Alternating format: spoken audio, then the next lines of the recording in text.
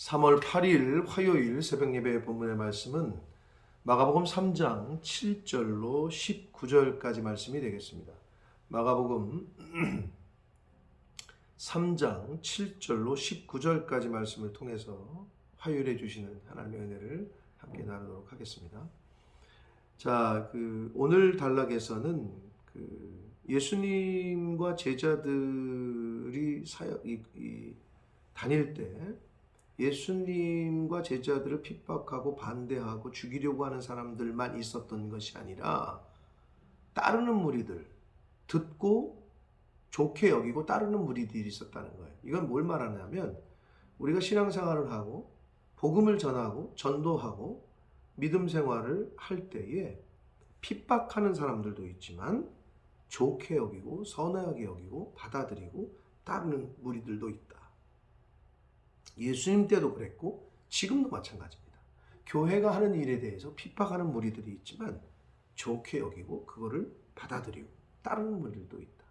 이러한 교훈을 우리가 오늘 7절에서부터 12절까지 말씀에서 교훈받을 수 있고 13절부터 이제 19절까지 해서는 12제자를 부르시는 12제자를 따로 세우시는 장면이 이제 기록이 되어져 있습니다. 자, 한 절씩 보시면서 함께 은혜를 나누도록 하겠습니다. 7절입니다. 예수께서 제자들과 함께 바다로 물러가시니 갈릴리에서 큰 무리가 따르며 그랬습니다. 왜 바다로 물러가셨냐 하면 병행문단인 마태복음 12장 15절에 보면 예수를 죽이려고 사람들이 음모를 꾸며요. 그래서 그것을 피해서 바닷가로 가셨다라고 되어 있어요. 그러니까 예수님을 죽이려고 하는 사람들 때문에 바다로 물러가신 거고 갈릴리에서 큰 무리가 또 따랐다라고 되어 있습니다. 자, 8절 봅니다. 유대와 예루살렘과 이두메와 요단강 건너편과 요단강 건너편 동쪽을 말하고요. 이두메는 남쪽을 말하는데 또 두로는 북서쪽 그리고 시돈 근처에서 많은 무리가 그가 하신 큰 일을 듣고 나왔다.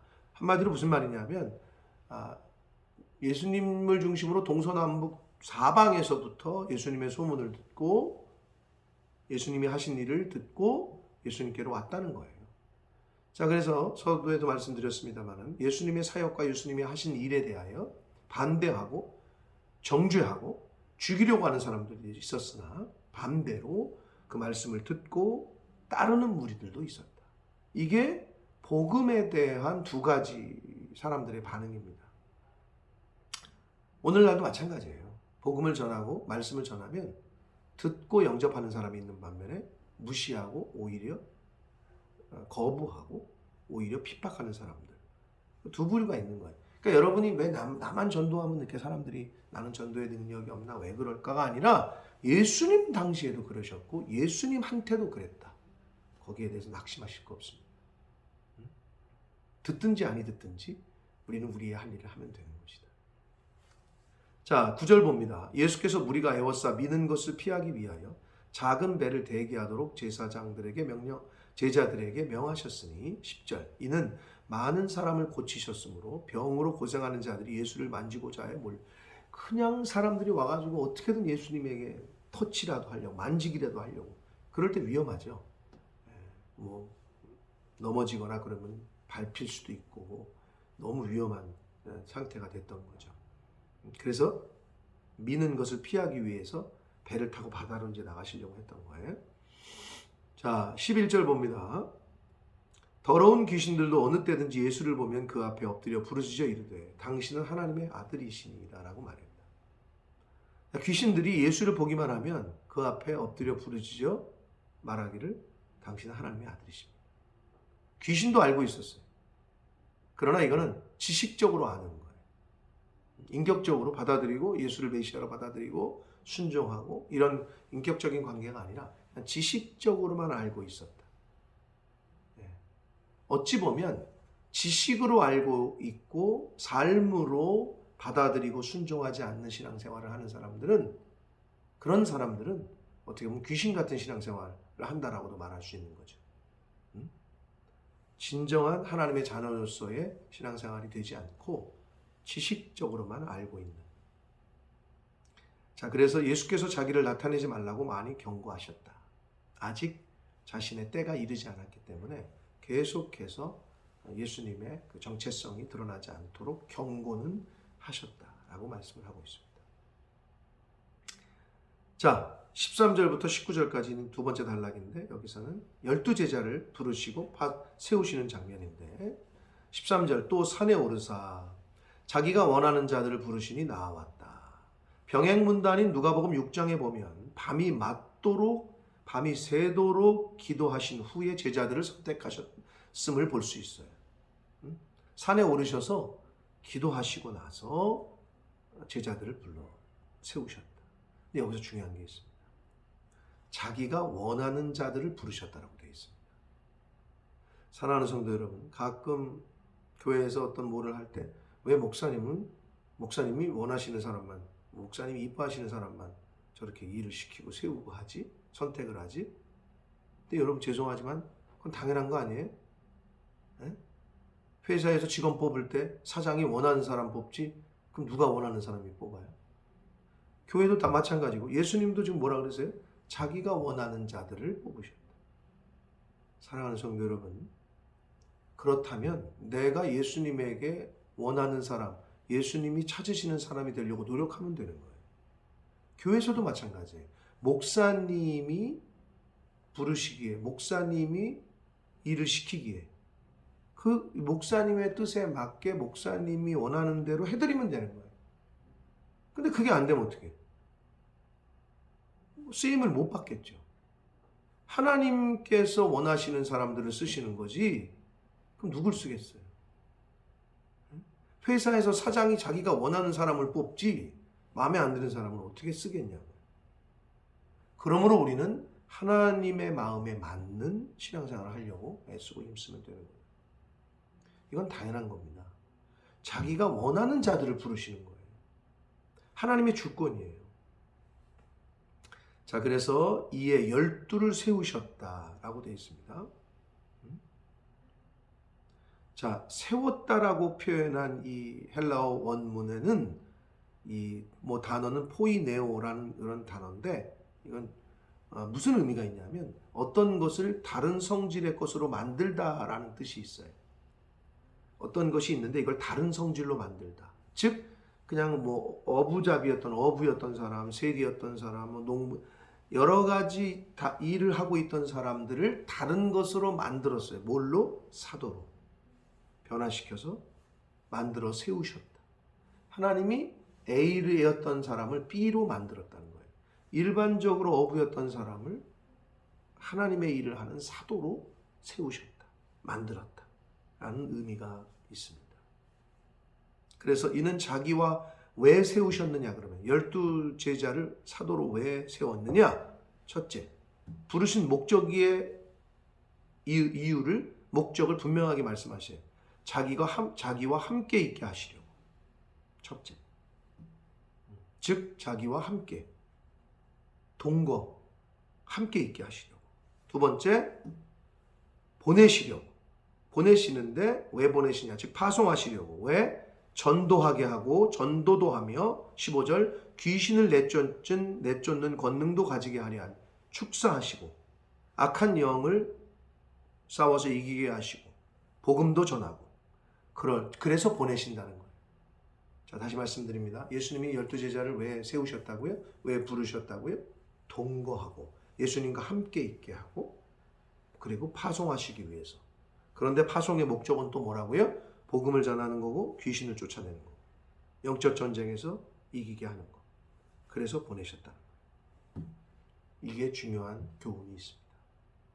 교회에서 목사님이 왜 집사, 권사, 장로, 직분자들을 왜 세워요? 첫째, 함께 있기 위해서. 교회를 함께 세워가기 위해서. 동거하기 위해서. 함께 신앙생활하기 위해서 세우는 거예요. 두 번째, 파송하는 거예요. 세상으로. 말씀 전하라고. 복음 전하라고. 그리고 영적 전쟁에서 이기라고. 그래서 세우는 거예요. 사랑하는 성도 여러분, 목회자가 예수님도 이런 본을 왜 보여주셨냐? 후대의 교회들이 목회자를 중심으로 집사, 권사, 장로, 교회 일꾼들을 세우는 것은 예수님처럼 하라고 본을 보여주시는 건데 왜요? 목사 혼자서 주의 일을 감당할 수가 없어요. 그래서 직분자들을 세우는 거예요. 그럼 직분자들은 어떻게 해요? 함께 하는 거예요. 동거. 그리고 어떻게 해요? 복음 전하고 영적 전쟁에 나가서 싸우고 축사, 귀신 쫓아내고 다른 영과의 전쟁입니다. 그런데 어떻게 해요? 직분을 세워놨는데 좀 힘들다고 마음에 안 들다고 떠나. 그럼 뭐예요? 예수님 곁을 떠나는 제자와 똑같은 거죠. 왜 불렀다고? 왜 세웠다고? 첫 번째가 동거, 자기와 함께 있게 하기 위해서 부르시고 세우셨다라고 분명히 말씀하고 있고, 두 번째는 뭐라고요? 복음 전하고 다른 영과의 영적 전쟁에서 이기게 하려고, 다른 영을 쫓아내려고 세우셨다. 이 두 가지를 우리가 잘 듣고 가슴에 새겨야 됩니다. 하나님께서 왜 저와 여러분을 목사로, 직분자, 집사, 권사, 장로로 세웠느냐? 함께 있게 하려. 사랑하는 성도 여러분, 함께 하는 데에는 뭐가 필요합니까? 희생이 필요합니다. 함께 하는 데에는 양보가 필요합니다. 함께 하는 데에는 사랑이 필요합니다. 함께 하려면 충성이 필요합니다. 함께 하려면 성실함이 필요합니다. 다른 사람이 그런 것들이 있으면 되지가 아니라 내가 그게 필요하다고요. 다른 사람이 희생하고 양보하면 되지 않나가 아니라 내가 그거를 해야 된다. 서로가 그런 마음을 가질 때 하나님의 일을 함께하고 또 주 안에서 동거하고 함께하는 역사가 일어나게 될 줄 믿습니다. 자, 그래서 12를 세우셨으니 누구냐? 시몬에게는 베드로란 이름을 더하셨고, 시몬 베드로를 말합니다. 자, 그 다음에 세베대의 아들 야고보. 야고보는 최초의 순교자가 되죠. 나중에 초대교회. 그리고 야고보의 형제 요한. 야고보와 요한의 어머니는 살로메입니다. 그 유명한. 자, 근데 여기서 이제 사도 요한인데, 이 요한이 처음에는 이 둘에게는 보아너게 곧 우레의 아들이라는 이름을 더하셨다. 성격이 굉장히 그랬나 봐요. 천둥, 우레의 아들. 그래서 사도 요한이 누가복음 9장 54절에 보면 사마리아에 불을 내려가지고 저것들을 싹 쓸어 주십시오. 이럴 정도로 혈기가 왕성한 사람이었어요. 우레의 아들 사도 요한. 그런데 나중에는 어떻게 돼요? 요한 1서, 2서, 3서, 요한 서신을 쓰는 걸 보면 어떻게? 사랑의 사도로 바뀝니다. 사랑의 사도로 변해요. 그렇게 혈기왕성하던 우레의 아들이 왜? 성령 충만함을 받고 성령 받고 하나님의 영으로 예수의 영을 소유하자 사랑의 사도로 바뀌게 됩니다. 18절 또 안드레와 빌립과 베세다 어부 출신입니다. 빌립은. 그리고 바돌로메는 마태복음 10장과 누가복음 6장에 나오는 나다나엘입니다. 그게 바돌로메고, 그 다음 마태, 세리 마태, 그리고 도마, 우리가 잘 알고 있는 그 의심 많았던 도마, 그리고 알페오의 아들 야고보. 여기서 알페오의 아들 야고보는 위에 나오는 그 세베대의 아들 야고보가 큰 야고보, 알페오의 아들 야고보는 작은 야고보라고 불렸습니다. 그리고 다데오, 누가복음 6장 16절에는 그 칭찬함이라는 뜻을 이름을 가진 그 다데오. 그리고 가나안인 시몬. 여기서 왜 가나안인 시몬이라고 출신지를 얘기했냐면 그 시몬 베드로 있잖아요. 같은 시몬인데 거기는 베세다 출신이거든요. 그래서 똑같은 이름인 시몬, 헷갈리는 걸 방지하기 위해서 가나안 출신 시몬이라고도 이제 이름을 밝히고, 마지막으로 또 가론 유다는 예수를 판자다. 이렇게 말씀을 하고 있습니다. 이렇게 12제자의 이름을 이제 거론하셨어요. 사랑하는 성도 여러분, 12제자를 왜 세웠다고요? 자신과 함께 있게 하시기 위해서, 동거하기 위해서, 그리고 어떻게? 파송하기 위해서.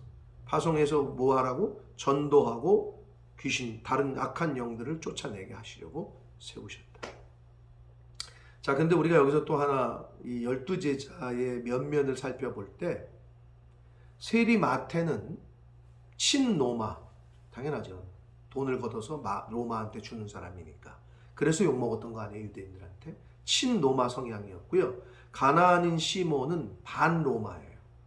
반로마.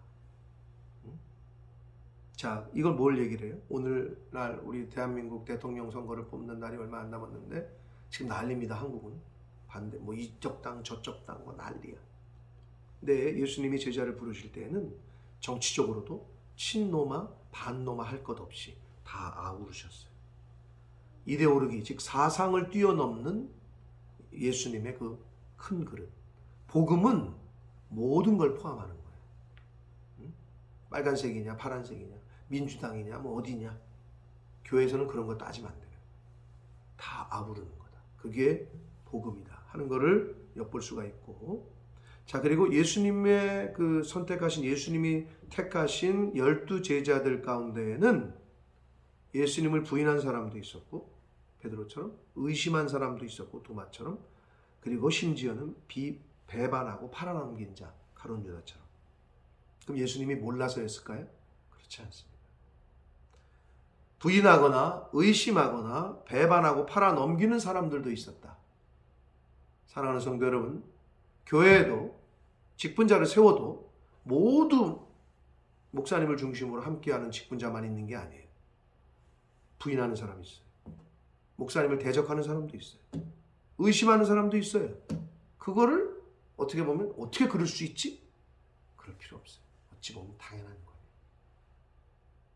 예수님께서 그걸 보여주시고 있어요. 낙심할 필요 없어요. 목사님을 부인하거나 의심한다고 해서 여러분 낙심할 필요 없어요. 그럼 여러분을 중심으로 생각해도 마찬가지예요. 주변에 어떤 뭐 직원을 쓰고 뭐 회사를 운영하시면, 또는 뭐 친구들 관계에 있어서 자기를 의심하는 사람 있을까요, 없을까요? 나는 나를 의심하는 사람, 나를 배신하는 사람은 나는 친구로 안 사겨. 처음부터 그런다고 알려주는 사람이 어디 있어요? 그럼 어떻게? 그런 관계성 가운데 그런 일이 벌어져도 어떻게? 낙심하지 마세요. 그리고 그 사람 미워하지 마세요. 원수 맺지 마세요. 그냥 긍휼히 여기고 기도해 주세요. 축복해 주세요. 그거를 이 12 제자의 면면에서 사실은 교훈해 주시고 있는 거예요. 그래서 가룟 유다를 제외하고는 의심했던 사람, 부인했던 사람, 모든 11 제자들이 교회의 기둥이 되었고 초대교회의 큰 역할을 했습니다. 사랑하는 성도 여러분, 하나님의 교회의 일꾼으로 세워 부름 받으셨다면 합력해서 선을 이루려고 애쓰시고, 주의 종 목사님을 중심으로 하나가 되려고 힘쓰시고, 어떻게든 함께 자기와 함께 있게 하기 위해서 예수님의 제자들을 부르셨대요.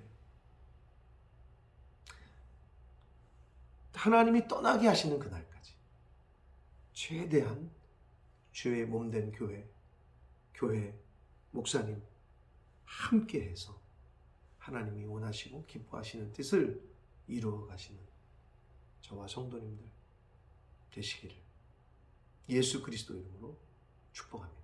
기도하겠습니다. 살아계신 하나님 아버지 감사합니다. 오늘도 새날 주시고 생명 주시고 복된 한 날을 시작함으로 하나님의 말씀을 전하고 들음으로 시작하게 해주시니 감사합니다. 예수님이 제자들과 함께 복음을 전하고 치유 사역을 할 때 그것을 반대하고 오히려 죽이려 하고 방해하는 무리들도 있었으나 예수님을 따르는 많은 무리들도 있었습니다. 우리가 복음을 전하고 신앙생활을 할 때 교회를 대적하는 무리들도 있으나 그 복음을 듣고 영접하고 순종하고 따르는 무리들도 있음을 깨닫습니다.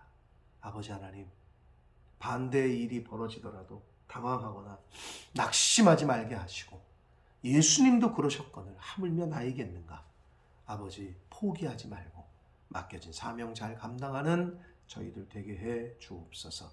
12 제자를 세우셨습니다.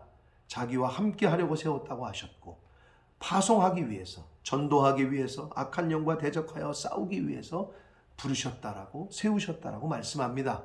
그런데 그 12 제자의 면면을 보니 부인하는 사람, 의심하는 사람, 심지어 배반하고 예수님을 팔아넘기는 사람들도 제자로 예수님이 택하셨습니다.